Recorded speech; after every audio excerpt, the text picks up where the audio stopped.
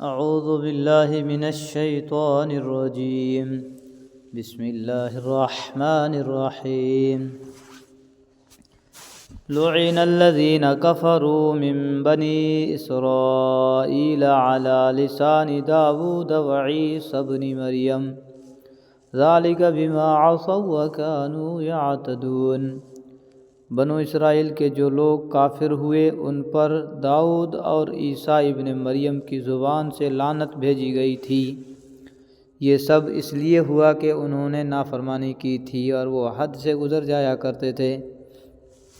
یعنی اس لعنت کا ذکر زبور میں بھی تھا جو حضرت داؤد علیہ السلام پر نازل ہوئی تھی، اور انجیل میں بھی تھا جو حضرت عیسیٰ علیہ السلام پر اتری تھی۔ کانوا لا یتناہون عن منکر فعلوہ لبئس ما کانوا یفعلون۔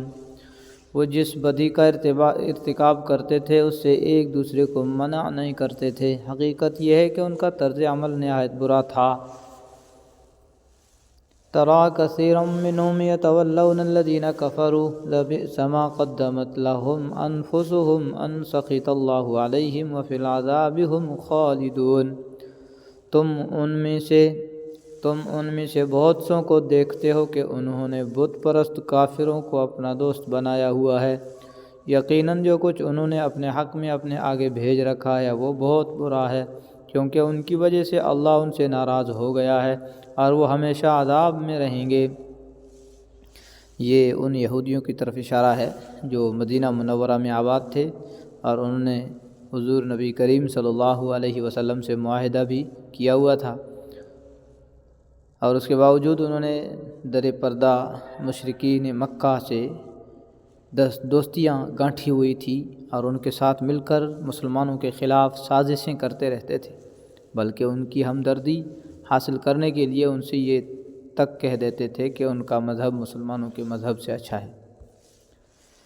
وَلَوْ كَانُوا يُؤْمِنُونَ بِاللَّهِ وَالنَّبِيِّ وَمَا أُنزِلَ إِلَيْهِ مَا اتَّخَذُوهُمْ أَوْلِيَاءَ وَلَكِنَّ كَثِيرًا مِّنْهُمْ فَاسِقُونَ۔ اگر یہ لوگ اللہ پر اور نبی پر اور جو کلام ان پر نازل ہوا ہے اس پر ایمان رکھتے تو ان بت پرستوں کو دوست نہ بناتے، لیکن بات یہ ہے کہ ان میں زیادہ تعداد ان کی ہے جو نافرمان ہیں۔ لَتَجِدَنَّ أَشَدَّ النَّاسِ عَدَاوَةً لِلَّذِينَ آمَنُوا الْيَهُودَ وَالَّذِينَ أَشْرَكُوا لَتَجِدَنَّ أَشَدَّ النَّاسِ عَدَاوَةً لِلَّذِينَ آمَنُوا الْيَهُودَ وَالَّذِينَ أَشْرَكُوا وَلَتَجِدَنَّ أَقْرَبَهُمْ مَوَدَّةً لِلَّذِينَ آمَنُوا الَّذِينَ قَالُوا إِنَّا نَصَارَىٰ ذَلِكَ بِأَنَّ مِنْهُمْ قِسِّيسِينَ وَرُهْبَانًا وَأَنَّهُمْ لَا يَسْتَكْبِرُونَ۔ تم یہ بات ضرور محسوس کر لوگے کہ مسلمانوں سے سب سے سخت دشمنی رکھنے والے ایک تو یہودی ہیں اور دوسرے وہ لوگ ہیں جو کھل کر شرک کرتے ہیں، اور تم یہ بات بھی ضرور محسوس کر لوگے کہ غیر مسلموں میں مسلمانوں سے دوستی میں قریب تر وہ لوگ ہیں جنہوں نے اپنے آپ کو نصرانی کہا ہے۔ اس کی وجہ یہ ہے کہ ان میں بہت سے علم دوست عالم اور بہت سے تارک الدنیا درویش ہیں۔ نیز یہ وجہ بھی ہے کہ وہ تکبر نہیں کرتے۔ مطلب یہ ہے کہ عیسائیوں میں چونکہ بہت سے لوگ دنیا کی محبت سے خالی ہیں، اس لیے ان میں قبول حق کا مادہ زیادہ ہے، اور کم از کم انہیں مسلمانوں سے اتنی سخت دشمنی نہیں ہے، کیونکہ دنیا کی محبت وہ چیز ہے جو انسان کو حق کے قبول کرنے سے روکتی ہے۔ اس کے برعکس یہودیوں اور مشرکین مکہ پر دنیا پرستی غالب ہے، اس لیے وہ سچے طالب حق کا طرز عمل اختیار نہیں کر پاتے۔ عیسائیوں کے نسبتاً نرم دل ہونے کی وجہ دوسری وجہ قرآن کریم نے یہ بیان فرمائی کہ وہ تکبر نہیں کرتے، کیونکہ انسان کی انا بھی اکثر حق قبول کرنے سے رکاوٹ بن جاتی ہے۔ عیسائیوں کو جو مسلمانوں سے محبت میں قریب تر فرمایا گیا ہے اسی کا اثر یہ تھا کہ جب مشرکین مکہ نے مسلمانوں پر ظلم کرنے میں کوئی کسر نہیں چھوڑی تو بہت سے مسلمانوں نے حبشہ کے بادشاہ نجاشی کے پاس پناہ لی، اور نہ صرف نجاشی بلکہ اس کی رعایا نے بھی ان کے ساتھ بڑے اعزاز و اکرام کا معاملہ کیا۔ بلکہ جب مشرکین مکہ نے اپنا ایک وفد نجاشی کے پاس بھیجا اور اس سے درخواست کی کہ جن مسلمانوں نے اس کے ملک میں پناہ لی ہے انہیں اپنے ملک میں نکال کر واپس مکہ مکرمہ بھیج دے تاکہ مشرکین ان کو اپنے ظلم کا نشانہ بنا سکیں۔ تو نجاشی نے مسلمانوں کو بلا کر ان سے ان کا موقف سنا اور مشرکین مکہ کا مطالبہ ماننے سے انکار کر دیا، اور جو تحفے انہوں نے بھیجے تھے وہ واپس کر دیے۔ لیکن یہ بھی یاد رکھنا چاہیے کہ عیسائیوں کو جو مسلمانوں سے قریب تر کہا گیا ہے، یہ ان عیسائیوں کی اکثریت کے اعتبار سے کہا گیا ہے جو اپنے مذہب پر عمل کرتے ہوئے دنیا کی محبت سے دور ہوں اور ان میں تکبر نہ پایا جاتا ہو۔ لیکن اس کا یہ مطلب نہیں ہے کہ ہر زمانے کے عیسائیوں کا یہی حال ہے، چنانچہ تاریخ میں ایسی بہت سی مثالیں ہیں جن میں عیسائیوں نے مسلمانوں کے ساتھ بدترین معاملہ کیا۔ وَإِذَا سَمِعُوا مَا أُنزِلَ إِلَى الرَّسُولِ تَرَىٰ أَعْيُنَهُمْ تَفِيضُ مِنَ الدَّمْعِ مِمَّا عَرَفُوا مِنَ الْحَقِّ يَقُولُونَ رَبَّنَا آمَنَّا فَاكْتُبْنَا مَعَ الشَّاهِدِينَ۔